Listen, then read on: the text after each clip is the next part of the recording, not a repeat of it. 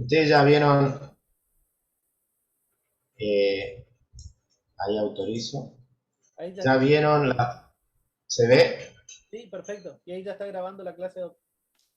Bueno, ustedes ya han visto la primera parte de lo que es el sistema cardiovascular, con infarto con dolor precordial, con infarto de miocardio, con hipertensión arterial, y este tema que nos toca ahora, que es insuficiencia cardíaca, que es uno de los temas más frecuentes en la práctica clínica diaria y que requiere de algún conocimiento en particular.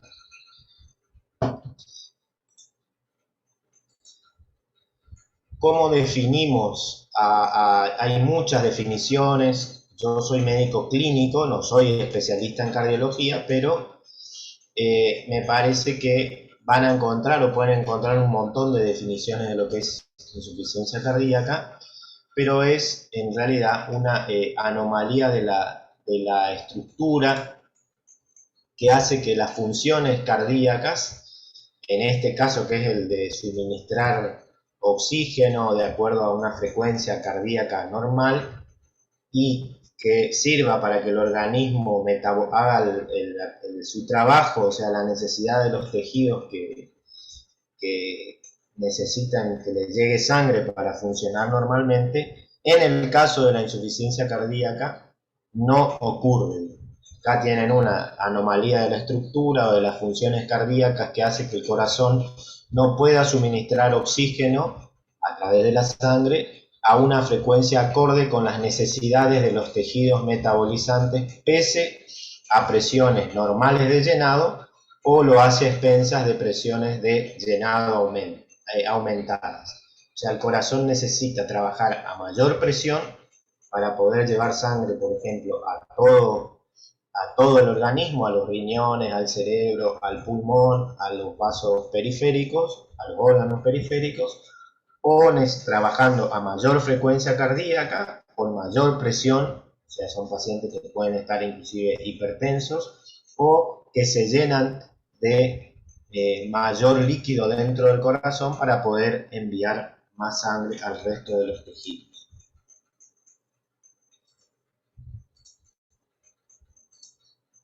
Y clínicamente, ¿cómo podemos definir a la insuficiencia cardíaca, que es lo que nos interesa? Generalmente, la insuficiencia cardíaca uno lo va a determinar con signos típicos del examen físico y síntomas que el paciente va a referir, como la falta de aire o disnea, la fatiga, el cansancio, y en general la presencia de signos típicos que son el edema, la ingurgitación yugular, a la auscultación cardíaca, un ruido de galope o tercer ruido, y rales o estertores crepitantes, por ejemplo en las bases de los pulmones, como que está ocupado por líquido o una hoja, como que ustedes si apretan una hoja, esos son los estertores crepitantes, y un desplazamiento de la punta del corazón, el latido apexiano, sostenido. Esa sería la definición clínica de este síndrome de insuficiencia cardíaca. Vale decir, el paciente le dice que se cansa, que no puede caminar como caminaba antes sin parar, sin tomar aire, que se hincha, que se le hinchan las piernas, que a veces amanece o durante el día aumenta, no se puede prender el zapato o la zapatilla o necesita aflojarse las medias porque se va hinchando cada vez más de líquido y se cansa, le falta el aire. En ese caso está teniendo síntomas y signos de insuficiencia cardíaca, como ustedes ven en este cuadro. Síntomas típicos, y ahí podemos definir disnea clase funcional 2, 3 y 4, que sería la disnea en reposo y fatiga, y lo que les decía de los signos clínicos, la ingurgitación yugular, el tercer ruido, estertores pulmonares, edema periférico y muchas veces acompañado además de un aumento del tamaño del hígado con hepatomegalia y presencia de derrame pleural como signo y síntomas típicos. objetivamente, además, se puede acompañar de anomalías estructurales o funcionales del corazón en reposo, como ser evidentes, un aumento del tamaño del corazón o cardiomegalia, la presencia de soplos valvulares, esto quiere decir fracción de eyección del ventrículo izquierdo, que es una medición que se hace con el ecocardiograma, o sea, una ecografía del corazón donde uno puede medir el movimiento y la función, si eso está aumentado, normal o reducido, y algunos signos en el electrocardiograma como la onda Q, arritmias cardíacas como fibrilación auricular, en caso de una insuficiencia cardíaca con hipertrofia del ventrículo izquierdo, y si uno le pide en sangre algunos marcadores que son bastante sensibles y específicos, los péptidos natriuréticos elevados. Eso sería en el caso de la insuficiencia cardíaca. O sea, es desde el punto de vista clínico, es un síndrome complejo que se caracteriza por anomalías de la función del ventrículo izquierdo y la regulación neurohormonal que se acompaña de intolerancia al ejercicio, retención de líquidos y reducción de la longevidad. O sea, son pacientes que tienen una morbimortalidad muy elevada. Todos van a encontrar, y a los cardiólogos, si me escuchan, me van a matar, pero a ellos les gusta todas las guías de cardiología y de la sociedad europea, española, norteamericana, etcétera, cada de insuficiencia cardíaca, pero básicamente se pueden o podemos encontrar, de acuerdo a la fracción de eyección o de acuerdo al valor de medición que uno toma con un ecocardiograma, fracción de eyección reducida, menor al 40%. Si ustedes le hacen un ecocardiograma, el cardiólogo a veces le informa que el corazón tiene una fracción de eyección de menos del 40%, que se acompaña de signos y síntomas como edema, tercer ruido, ingurgitación en las yugulares, disnea de clase 3, 4, fatiga, etc. Y otros signos como de acuerdo a la medición de la fracción de eyección, entre 40 y 49 del rango intermedio, donde hay aumentos, si ustedes piden en sangre, de péptidos natriuréticos elevados, y dos criterios como una cardiopatía estructural relevante, que puede ser en algunos casos la mayor y lo más frecuente una hipertrofia o un aumento del tamaño de la pared del corazón, y una disfunción diastólica, o sea que el corazón no se llena lo que se tendría que llenar en diástole para mandar la sangre necesaria al resto del organismo.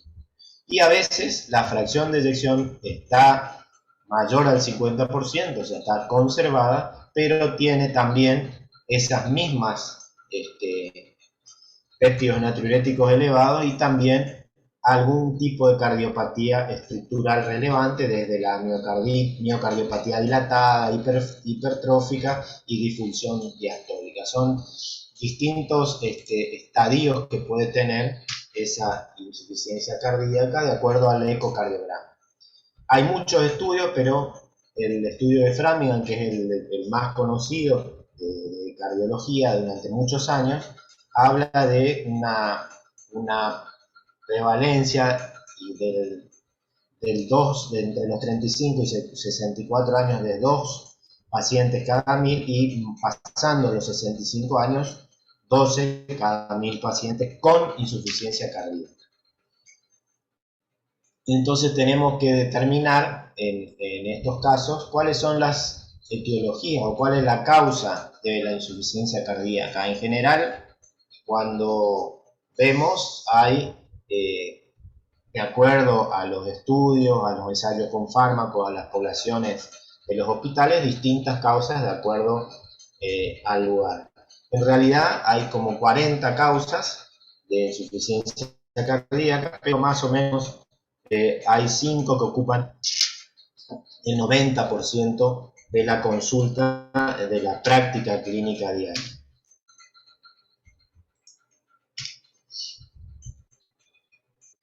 Esas son la hipertensión arterial, las causas, por ejemplo, valvulares, o los pacientes que han presentado, como ustedes vieron, un síndrome coronario agudo, que tuvo una lesión de más del 50% de la coronaria principal, la descendente anterior, o que han tenido antecedentes de revascularización previa, angioplastía primaria o secundaria, y que tienen ya, quedaron con una secuela de ese infarto de miocardio con alteraciones de la motilidad y presencia de ondas Q patológicas en el electrocardiograma. O sea, un paciente que tuvo un infarto puede generar, si no se controla, y tiene una presión muy grande, a la larga y con el tiempo, una insuficiencia cardíaca que es de causa isquémica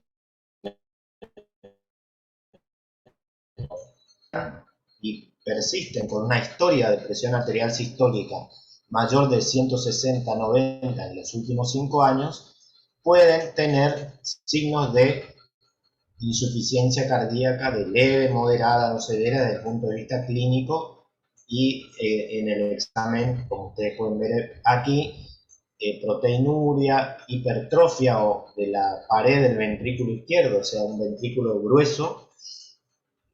Estos son mediciones que se hacen en el ecocardiograma, que nos dan una idea de que ese paciente hipertenso puede llevar más adelante, si no se controla, no se trata la presión arterial, a tener un grado de insuficiencia cardíaca. Otra es la insuficiencia cardíaca de causa valvular por estenosis o insuficiencia de cualquier válvula del corazón no tratada, no controlada y que no tuvo una enfermedad coronaria previamente. Una estenosis mitral, una insuficiencia aórtica no controlada pueden llevar a ese paciente a tener un grado de insuficiencia cardíaca más adelante. Y tenemos dos que son comunes en nuestra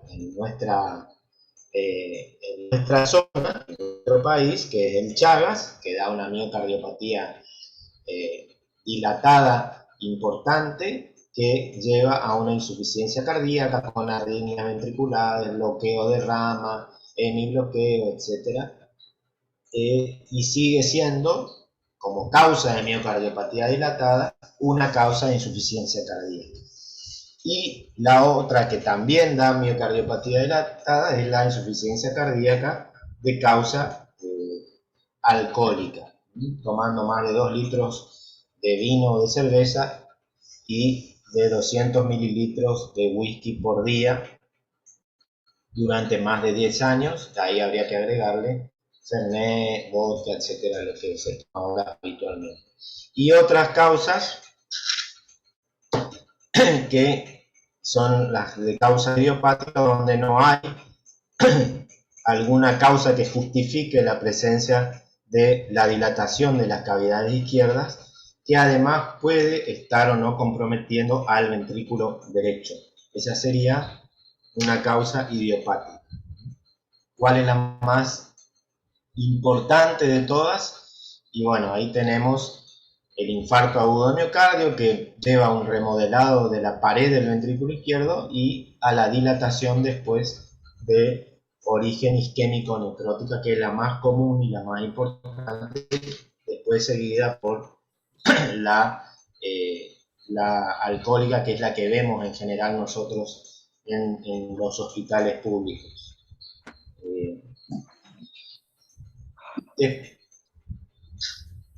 Esa sería la conclusión que tenemos nosotros. En los hospitales, lo que nosotros hemos visto en algunos estudios que se hicieron en el hospital escuela, por ejemplo, es que los pacientes con insuficiencia cardíaca que veíamos nosotros, el 30% había tenido un evento coronario isquémico previo como segunda o tercera causa de insuficiencia cardíaca. Bueno,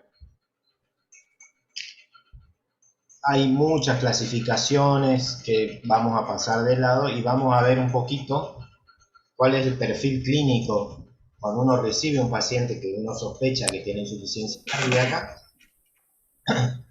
¿Cuál sería el perfil clínico que podemos encontrar? Todo esto es presión arterial, normal, mayor a 150, menor a 90.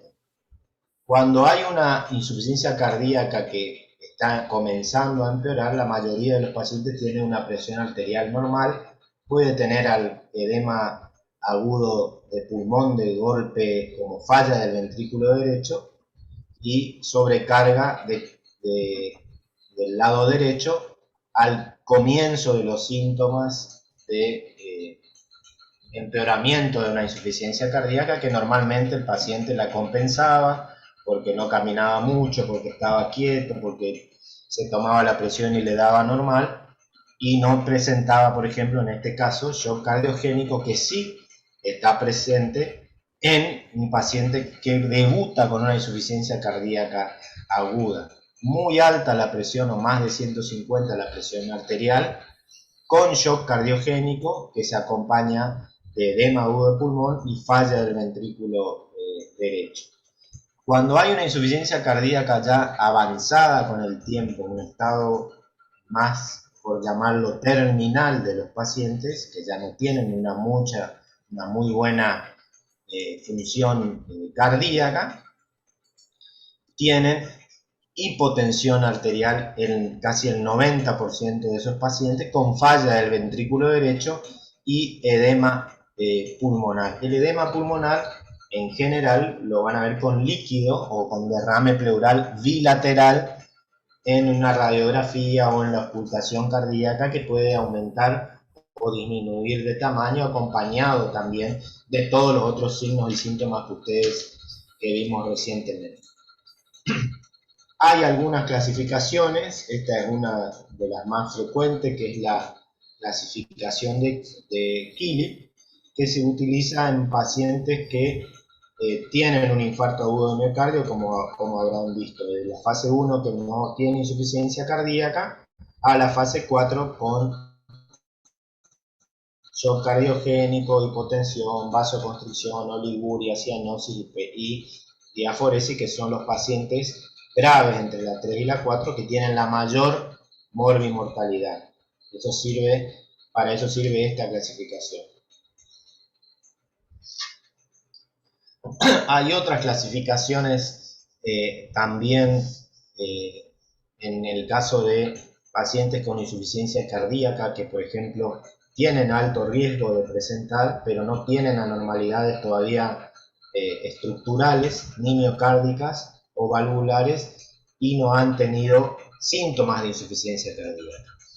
En esos pacientes que tienen o que ingieren, por ejemplo, cocaína a altas dosis, o pacientes que son alcohólicos o que no se saben chagásicos o que han tenido anteriormente fiebre reumática, son los que pueden llegar a dar este tipo de patología de estadio inicial de insuficiencia cardíaca, o, por ejemplo, pacientes con alguna neoplasia que están en quimioterapia y desarrollan insuficiencia cardíaca secundaria a las drogas que han tenido, por ejemplo, linfomas que reciben doxorubicina, que hemos visto varios pacientes con insuficiencia cardíaca que debutan después de hacerse la quimioterapia con una cardiotoxicidad por drogas. Lo mismo la intoxicación en los pacientes jóvenes que reciben o que consumen cocaína, como hemos visto, con arritmias, con hipertensión arterial, accidentes cerebrovasculares e insuficiencia cardíaca como estadio terminal. Otros pacientes desarrollan enfermedad cardíaca pero no tienen signos y síntomas, y estos pacientes uno lo tiene que controlar porque tienen valvulopatías o en el electrohipertrofia del ventrículo o dilatación, o han tenido un infarto previo pero que no desarrollaron todavía ningún grado de, por el momento, insuficiencia cardíaca. Otros que han presentado previamente signos y síntomas de insuficiencia cardíaca, estos pacientes serían en el estadio C, son pacientes que tienen disnea, fatiga, están asintomáticos bajo tratamiento por síntomas previos a insuficiencia cardíaca y algún factor desencadenante hace que se descompensen y que vuelvan a tener, a pesar del tratamiento, signos y síntomas como por ejemplo un nuevo infarto de miocardio en general.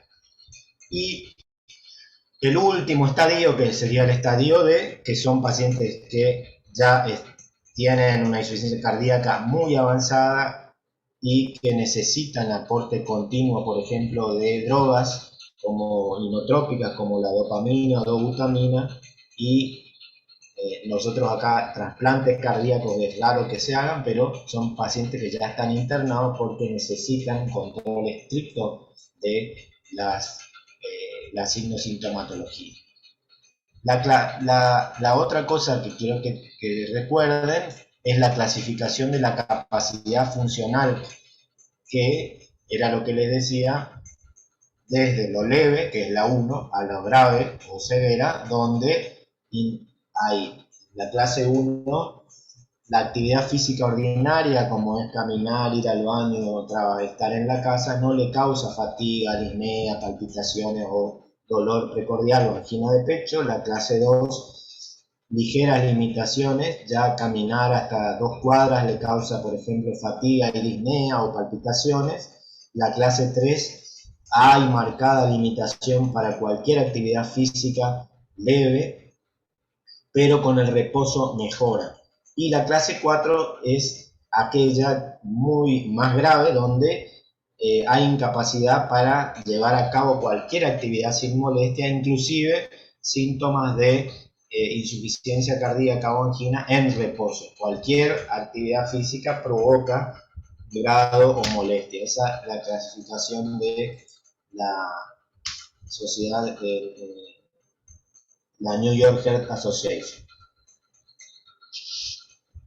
Hay otro tipo de clasificación, como es esta de Forrester, que la va dividiendo en la presencia o no de, y la clasifica como mortalidad, morbimortalidad. Si tiene shock cardiogénico, fíjense, una mortalidad del 80-90%. Si tiene un IAM sin insuficiencia cardíaca, normal la mortalidad es la habitual.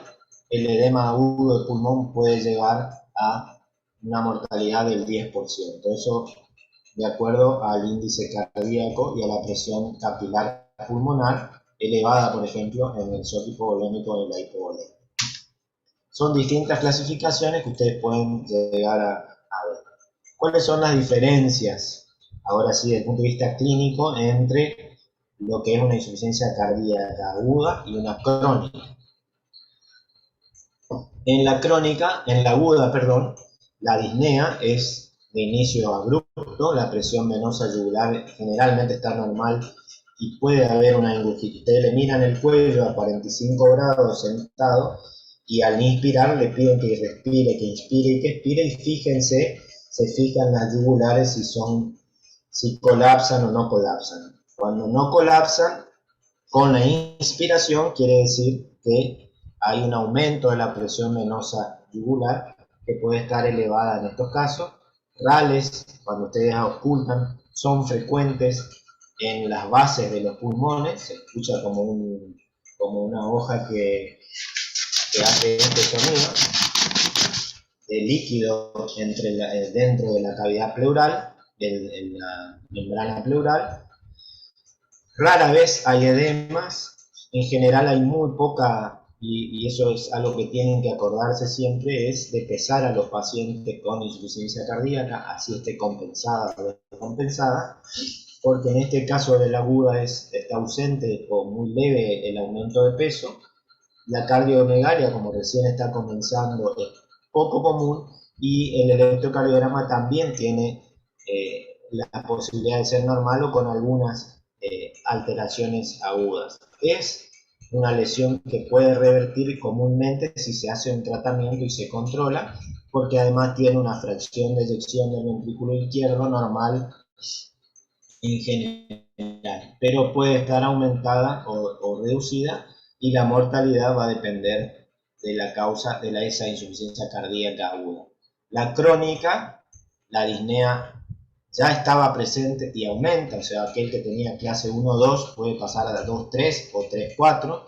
La presión venosa siempre está elevada, o sea, no colapsa con la respiración, y hay edema, hay rales, hay aumento de peso, hay cardiomegalia, hay alteraciones crónicas como onda Q y hipertrofia del ventrículo en el electro. Ocasionalmente se puede revertir, pero es muy raro esa lesión del miocardio, y tiene una fracción de eyección menor del 60% en este caso. Y la mortalidad en general es del 5 al 10%. Otra cosa que ustedes van a ver, van a leer, es la diferencia entre lo que es disfunción diastólica y sistólica. Y este es un cuadro comparativo de las dos, de los dos cuadros. Pero en general es ya para vemos la edad, el sexo, si hay tercer o cuarto ruido, la fracción de eyección y las lesiones en el electrocardiograma y en la radiografía de tórax. Se puede asociar frecuentemente a hipertensión, diabetes y a infarto de miocardio. Entonces, la disfunción diastólica es generalmente en pacientes de más de 70 años, que son mujeres, tienen un cuarto ruido que es el ritmo de galope, o sea, uno puede escuchar como un galope de caballo con las cuatro patas, si ustedes se imaginan eso. Normalmente tiene una fracción de eyección mayor al 45%, el diámetro del ventrículo es normal, pero puede haber hipertrofia, y bueno, estas son, en la placa puede haber congestión, o sea, eh, como más redistribución de flujo, si se acuerdan de radiología, como más blanca la placa, como que tuviera algo de líquido, y puede tener o no cardiomegalia, a diferencia de la difusión sistólica, que sí la tiene, y es muy frecuente la asociación con diabetes e hipertensión en la diastólica, y poco frecuente con el infarto de miocardio.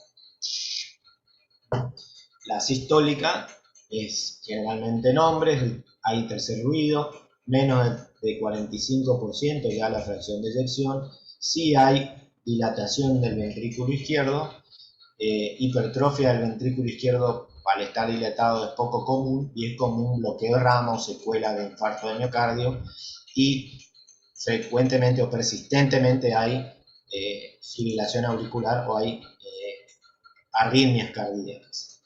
Y hay, sí, cardiomegalia y signos de congestión en este caso. Y tiene una mayor mortalidad que esta otra. ¿Cómo diagnosticamos la insuficiencia cardíaca?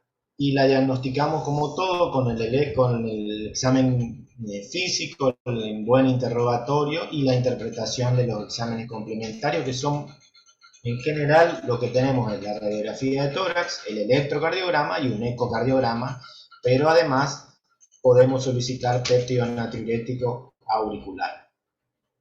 Y tenemos todas estas cosas desde lo más como una ecografía cardíaca Doppler, que mide las distintas presiones del corazón, el ecocardiograma bidimensional, que no tiene Doppler, o sea, no podemos ver si hay reflujo, si hay alguna valvulopatía más o menos presente, y resonancia de tomografía, imágenes multi-slides, dosaje de péptido, interleuquina, etc.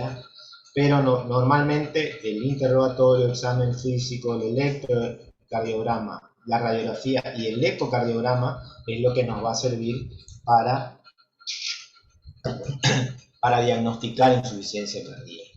Y síntomas y signos, como yo les dije hoy anteriormente. Síntomas como disnea, ortopnea, que es la falta de aire al acostarse, que necesita sentarse para respirar. O sea, no puede estar acostado el paciente si no, y le falta el aire, necesita poner 2 o 3 almohadas. La disnea paroxística nocturna es aquel paciente que está durmiendo y que se levanta con falta de aire. No hay buena tolerancia al ejercicio y tiene fatiga, está cansado, se recupera mucho más tiempo después o tarda más en practicar un ejercicio, como puede ser andar en bicicleta 10 minutos y tiene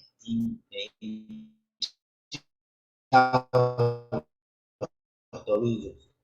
Y signos más específicos son la ingurgitación yugular, el reflujo hepatoyugular, que es apretar el hígado y ver si uno aprieta la panza, aprieta el hígado, si aumenta o no la ingurgitación yugular. El tercer ruido, que es el ritmo de galope, y el desplazamiento a nivel del examen físico del choque de la punta y muchas veces la presencia de algún tipo de soplo cardíaco por valvulopatía. Menos típicos son la tos, la sibilancia, o sea, silbidos en el pecho, el aumento de peso, la confusión, la pérdida del apetito, la palpitación. A veces, y en general también, los pacientes con insuficiencia cardíaca avanzada son pacientes que tienen mucha depresión y desde el punto de vista del examen físico, edemas periféricos rales, mayor matidez en las bases pulmonares por derrame pleural, puede haber taquicardia y arritmias, taquipnea, aumento de la frecuencia cardíaca, aumento de la frecuencia respiratoria, hepatomegalia, y cuando hay edemas también puede haber líquido libre en la cavidad abdominal, igual que en la cavidad pleural. Y caquexia ya en los pacientes con una insuficiencia cardíaca avanzada. Las comorbilidades en general son estas: hipertensión, tabaquismo, diabetes, EPOC y el alcoholismo, pero en general la más común es la hipertensión arterial como causa de insuficiencia cardíaca. ¿Cuáles son los factores de mal pronóstico de una insuficiencia cardíaca descompensada? O sea, aquel que viene con mucha disnea, con edema, con disnea en reposo, con arritmias. Son todos estos que ustedes ven aquí, sobre todo si son mayores de 65 años, si tienen hiponatremia, si a su vez se asocia a anemia y a fallo renal con aumento de la creatinina, caquexia, el paciente muy adelgazado, fibrilación auricular, bloqueo completo de rama izquierda, elevación de péptidos a pesar del tratamiento, congestión pulmonar, tercer ruido y taquicardia ventricular. Eso es lo que les va a definir a ustedes el pronóstico de estos pacientes. Cuando uno recibe un paciente tiene que saber qué hacer. Si lo manda de alta, lo puede manejar inicialmente en una sala de la guardia o una unidad coronaria, o necesita sí o sí hospitalización para unidad coronaria. A veces uno recibe el paciente y tiene que hacer la historia clínica, los signos, los síntomas, radiografía de tórax y marcadores bioquímicos que generalmente nosotros no tenemos, pero a veces hay para hacer péptido natriurético auricular, que normalmente en una insuficiencia cardíaca está elevada, y después definir el perfil clínico con la presión arterial, la frecuencia, si hay signos en el electro, la radiografía y todas estas otras cosas que podemos hacer. En este caso, si el paciente no ha recibido o no tuvo respuesta al tratamiento que venía llevando o tiene alguna otra comorbilidad, por ejemplo un diabético que hace un infarto, también va a aumentar el grado de insuficiencia cardíaca. Si el paciente, además de eso, es un paciente que ustedes ven que le falta, que tiene una disnea en reposo, que tiene una presión arterial o muy alta o muy baja, que aumentó mucho de peso, que está con mucho líquido, que tiene cambios en el electrocardiograma, ustedes internan ese paciente y ven cuál es la causa que lo está que está causando ese tipo de complicaciones en el paciente. Entonces, eso va a ir determinándolo la clínica y los estudios complementarios que ustedes vayan viendo y vayan teniendo. Una vez que el paciente recibe un tratamiento, puede irse de alta. Ahora vamos a ver qué tipo de tratamiento le deberíamos dar. Y cada tratamiento va a ser específico de cada cuadro clínico y particular en cada paciente en particular. O sea, no todos tienen que recibir tal droga, ni ustedes van a tener que ir manejando junto con el cardiólogo, el médico generalista y el clínico y el cardiólogo, de acuerdo a la evolución de ese paciente, sobre todo, por ejemplo, la dieta, si el paciente adhiere o no al tratamiento, si además tiene infecciones, si tiene arritmia, controlar la presión, si es obeso que baje de peso, y si tiene que dejar de fumar. Bueno, todas esas cosas uno las va a ir viendo con el tiempo y con la evolución. ¿Cuáles son los objetivos del tratamiento en los pacientes con insuficiencia cardíaca? Desde el punto de vista clínico, obviamente es la calidad de vida, disminuir los síntomas y signos, incrementar la oxigenación y que el paciente orine. A nivel del laboratorio, prevenir el daño renal y normalizar la glucemia y los electrolitos. Y a nivel de hemodinámico, reducir la presión de enclavamiento pulmonar y aumentar el gasto cardíaco, que sea efectiva esa contractilidad cardíaca para que llegue sangre a todo el organismo. Tratar desde el punto de vista de pronóstico de disminuir tanto la estancia en el hospital como reducir la mortalidad, y tolerar el tratamiento y adherir al tratamiento, que es también una cosa bastante difícil para estos pacientes. Y este cuadrito les va a servir o es para ver en general cómo un paciente que ustedes tratan por insuficiencia cardíaca, que viene bien con la presión normal, sin edemas, de golpe tiene una descompensación tanto aguda o gradual del estado clínico que lleva a una insuficiencia cardíaca descompensada. La descompensación de esta insuficiencia cardíaca aguda puede dar un shock cardiogénico, que es grave, y un edema agudo de pulmón. ¿Por qué puede pasar esto? Por muchos motivos. Porque aumentó el consumo de líquido, porque dejó su tratamiento, o porque tuvo una complicación de su diabetes o de su hipertensión, o hizo un accidente cerebrovascular, o un nuevo infarto agudo de miocardio. Y muchas veces va descompensándose gradualmente por una falla cardíaca y por congestión con retención hídrica, de acuerdo al estadio previo que ya tenía ese paciente, o sea, que quedó con mucha secuela posterior a un infarto de miocardio, que fue más del 70% del compromiso cardíaco, por ejemplo. Para ver más o menos esto, por ejemplo, una radiografía de frente de un paciente que tenía una miocardiopatía dilatada severa. Esto es lo que yo le decía, un corazón grande, no se ve prácticamente la trama pulmonar como acá, y la redistribución de flujo en ese paciente que tiene un índice cardiotorácico, por ejemplo, de 0,60. Este es también redistribución de flujo con edema alveolar y no se ven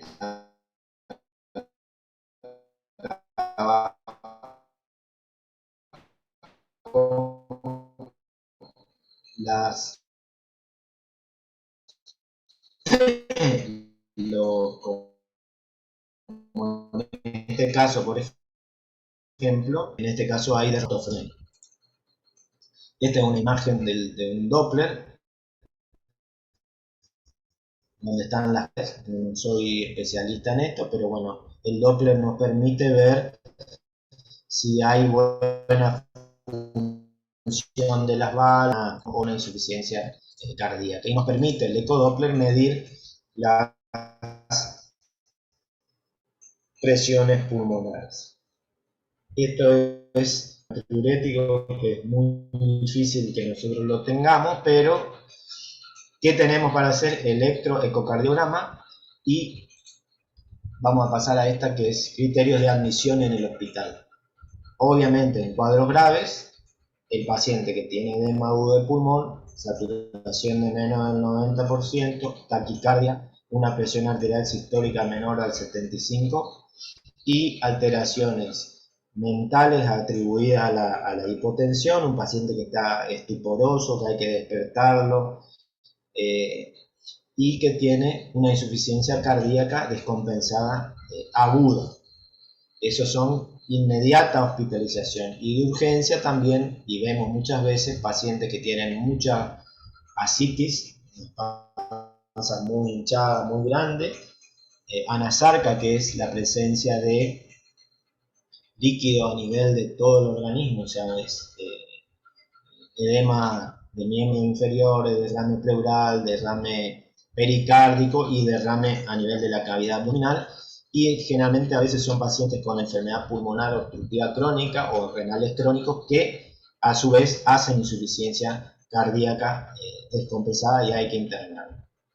A veces también cuando el paciente tiene síntomas persistentes en el reposo a pesar del tratamiento oral y hay que internarlo para pasarlo a tratamiento endovenoso, sobre todo porque presentan hiponatremia o aumento de la creatinina en sangre y alguna comorbilidad que ustedes sepan que va a desmejorar el cuadro de insuficiencia cardíaca, llámese diabetes, hipertensión, enfermedad pulmonar, una neumonía en un paciente que ha tenido, por ejemplo, un infarto previo, en el caso ahora que vemos pacientes con COVID que se descompensa su cuadro de insuficiencia cardíaca por insuficiencia respiratoria. O sea, eso es lo que en general van a requerir internación.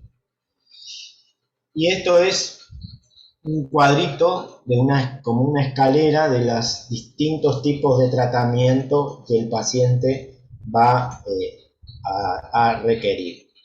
Para no enloquecerlo con todo lo que sea tratamiento, nosotros tenemos diuréticos, inhibidores de los receptores de la angiotensina como los ARA2, beta bloqueantes y los IECA como drogas ya de tratamiento básico de una insuficiencia cardíaca. Y también tratar, obviamente, la enfermedad de base de estos pacientes, que esté bien tratada su diabetes, su hipertensión arterial, su dislipidemia, disminuir factores de riesgo, educar al paciente y a la familia, y en el caso de que el paciente vaya necesitando más tratamiento, ustedes van viendo, esto sería lo último, lo rojo, cuando ya hay síntomas refractarios que requieren inotrópicos y trasplante endovenoso, cuidados paliativos, y a veces puede requerir algún tipo de cirugía de revascularización miocárdica si presentó un infarto o un reemplazo valvular. Esos serían los distintos estadios. A, de alto riesgo sin síntomas, de B, con enfermedad cardíaca sin síntomas, estadio C, con síntomas y enfermedad cardíaca, y ya síntomas refractarios en esos pacientes. ¿Está?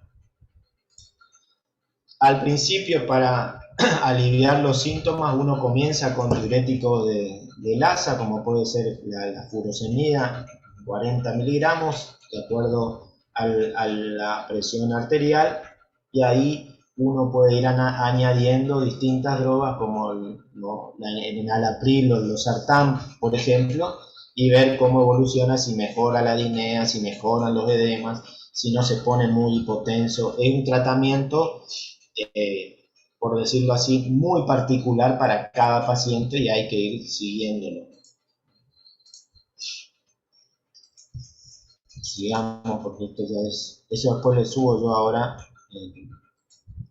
en el aula y queda grabada la clase. Estas son las dosis y las drogas que en general nosotros ocupamos. Acá no hay ramipril ni trandolapril, pero sí tenemos enalapril, que se comienza con 5 miligramos 2 veces al día, y a veces se lo asocia a carvedilol o a bisoprolol si el paciente tiene una arritmia cardíaca.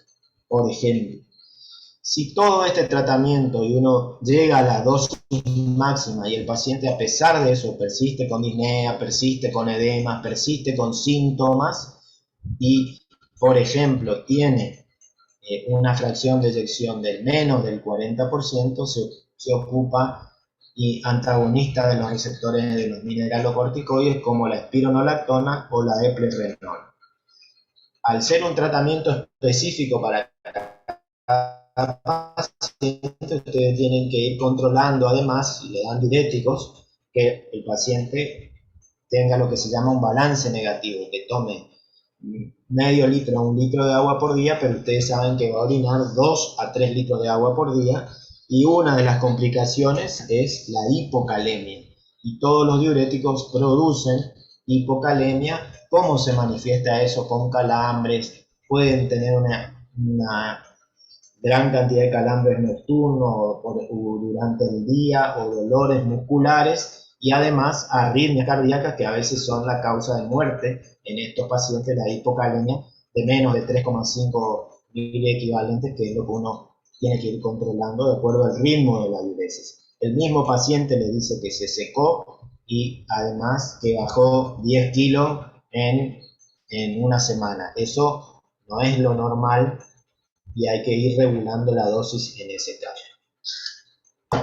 Eso sería las distintas asociaciones que yo les pongo acá.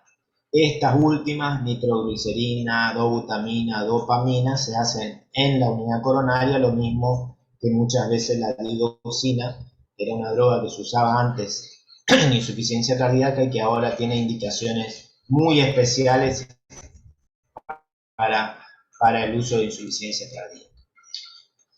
Acá lo mismo, las distintas drogas que pueden tener, y en los pacientes diabéticos ahora se ha visto que los inhibidores de los cotransportadores de sodio 2, dapaglifosina y empaglifosina, mejoran en estos pacientes la insuficiencia cardíaca de pacientes diabéticos, por ejemplo. Pero eso lo pueden ir viendo después. Esto yo les dejo ahí, pero básicamente son las indicaciones. Y acá tienen todas las contraindicaciones, por ejemplo, de algunas drogas, como van a ver sacubitril y valsartán, que lo usan mucho los cardiólogos, pero que tienen, al ser drogas nuevas que no están estudiadas, pero que no han pasado mucho tiempo, van presentando algún tipo de complicaciones. O sea, no los quiero enloquecer con el tratamiento, pero sí que sepan que necesitamos inhibidores de la enzima convertidora, como puede ser el enalapril,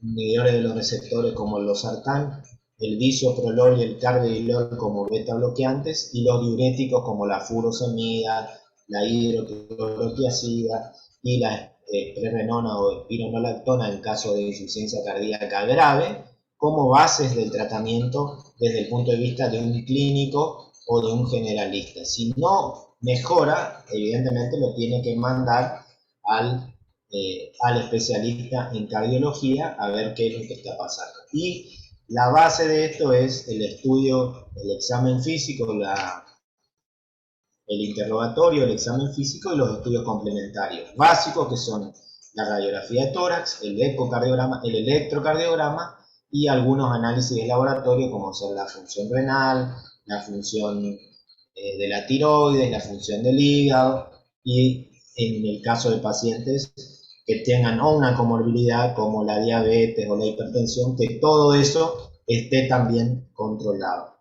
Cuando todo eso se descontrola, algún grado de compensación de la insuficiencia cardíaca van a tener, desde el aumento de peso, el aumento de la disnea, el aumento de los edemas, a una complicación más grave como el shock cardiogénico o el edema agudo de pulmón, que en general es el que produce la muerte. En ese caso, por ejemplo, que una arritmia cardíaca o por un nuevo infarto necesita una internación especial. ¿Está?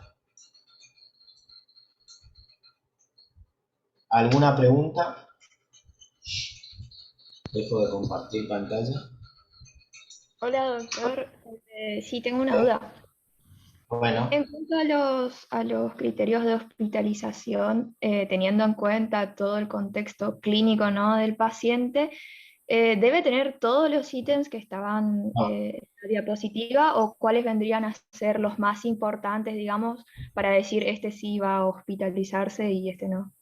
es que a veces vos lo internás en el servicio de emergencias. Por ejemplo, si el paciente tiene disnea clase 2-3, tiene edema, aumentó de la última vez que uno lo pesó 2, 4, 5 kilos, lo puede reacomodar y recibir el tratamiento, porque la mayoría deja el tratamiento.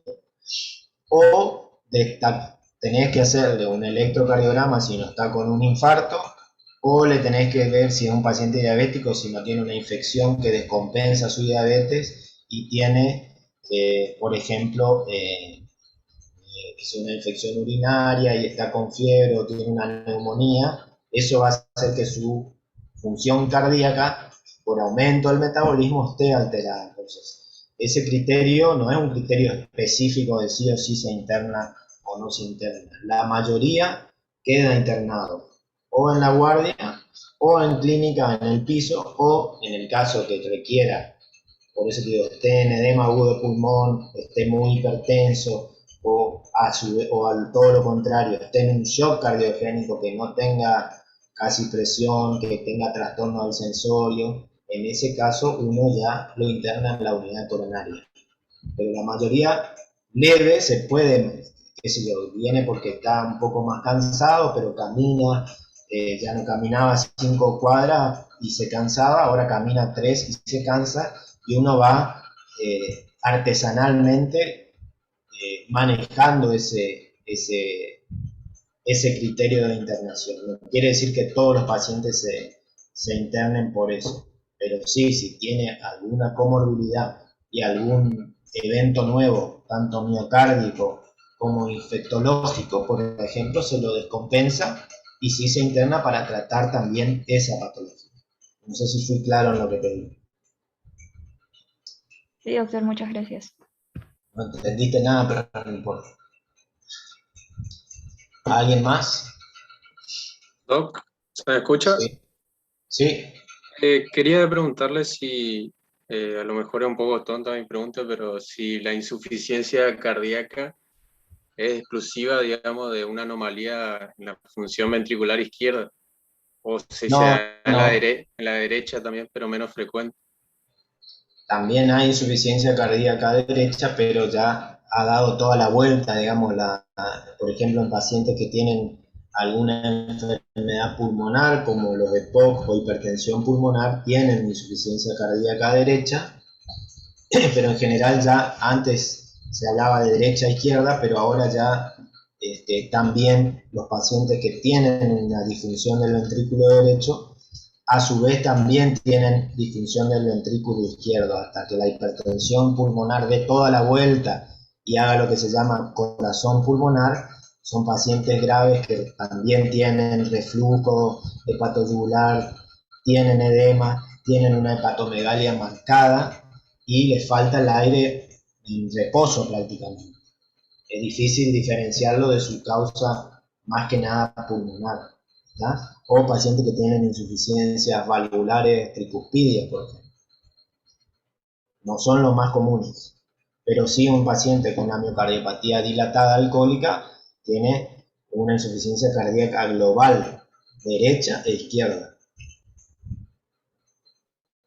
No sé si Creo, quise entrar tanto en eso porque son ya más cosas específicas desde el punto de vista de la especialidad de la cardiología. Esto perfecto, es gracias, Doc. clínica para que ustedes identifiquen qué paciente puede tener insuficiencia cardíaca y qué buscar en el examen físico y en el interrogatorio. ¿Algo más? ¿Nadie más? Les voy a poner un ejercicio, un caso clínico en el aula para que ustedes vean y lo puedan resolver los que quieran. No es obligatorio, pero para que lo tengan y lo lean a ver después me mandan las distintas respuestas, los que les interese el caso, no es obligatorio, pero me gustaría que lo respondan y me lo manden al correo. ¿Está? Ahora más tarde lo pongo en el aula. En caso de insuficiencia cardíaca. Doctor, hola, buen día. Yes. Buen día.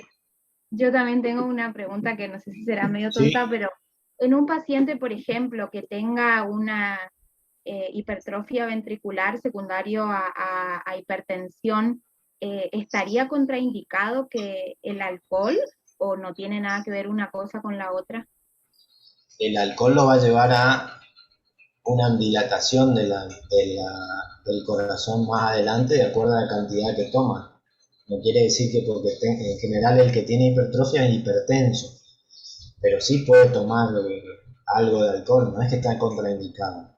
Ahora, si además de eso, de ser hipertenso, es un paciente que toma mucho alcohol y hace una miocardiopatía dilatada y complica mucho más el cuadro. O sea, la hipertensión que no se trata, al final va a terminar en una dilatación cardíaca. No sé si se entiende eso. No es de un día para el otro, sino que con el tiempo, si uno no se controla la presión, si la tiene alta todo el tiempo, come con sal, toma alcohol, todos esos factores de riesgo empeoran a la larga la función de ese ventrículo, porque se engruesa o porque se dilata. Ok, gracias, doctor.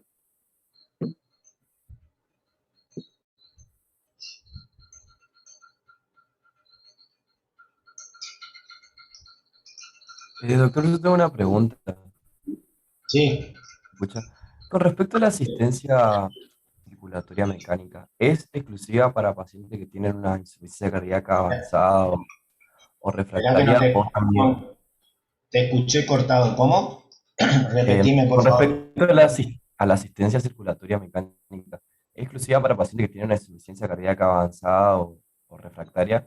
¿O también se le indica una insuficiencia cardíaca Te escucho, aguda y no te cardioplénica? escucho muy... Escribime porque te escucho cortado. Ok.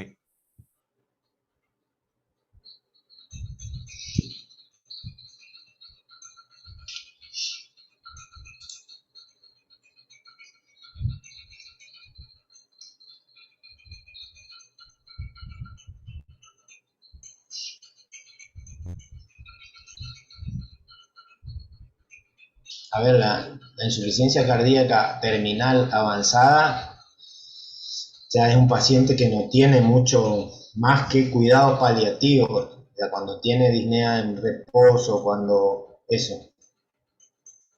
La asistencia circulatoria mecánica es otra cosa, digamos, no sé a qué te referís con eso. Son para los que tienen una insuficiencia cardíaca grave, con menos del 40% o 30% de fracción de eyección, tienen edema, tienen yugulares, necesitan drogas inotrópicas para que ese corazón funcione un poco más y se contraiga mejor. Nunca va a volver a tener una buena función ventricular, porque ya ese paciente va a ir, como vos decís, al shock cardiogénico. Si vos me hablas de, entiendo, asistencia circulatoria mecánica, una bomba, digamos, hasta que pueda ir a un trasplante de corazón. Pero es muy raro que un paciente con insuficiencia cardíaca avanzada, ya terminal, en nuestro país vaya a una bomba y a un trasplante cardiopulmonar, que sería el caso ese. Quizás en los chicos con cardiopatía, con insuficiencia cardíaca por alguna valvulopatía o cardiopatías congénitas, sí se pueda mejorar eso o mantener hasta que reciba un trasplante cardiopulmonar. Pero la mayoría de los pacientes que nosotros vemos con insuficiencia cardíaca avanzada, el tratamiento solamente es de cuidados paliativos y en el caso de que se internan en estadio terminal. Por más que uno le ponga dopamina, dobutamina, nitroglicerina, digoxina, los pacientes se terminan muriendo porque ya hicieron todo un camino de muchos años de insuficiencia cardíaca. No tienen fibra muscular, no tienen corazón como para salir adelante.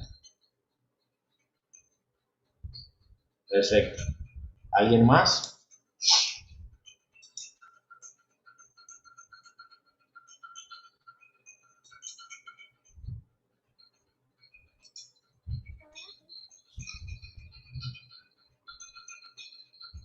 Creo que no, ¿eh?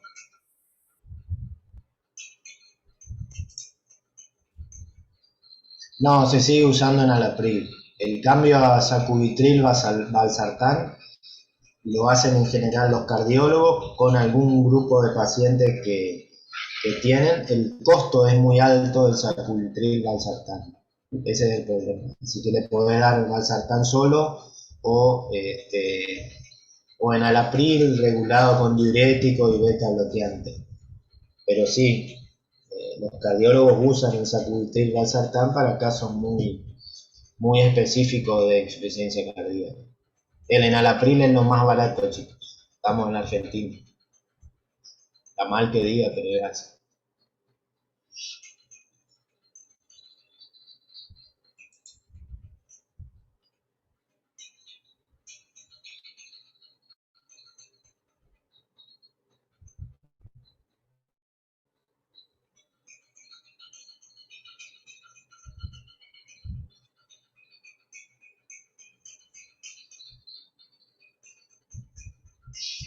Lo mismo que la ivabradina, que era otra droga que al principio se hacía, pero también tienen muchas veces contraindicaciones.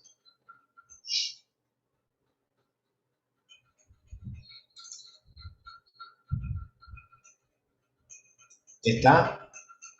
Porque ya se están yendo todos, así que si no hay más preguntas.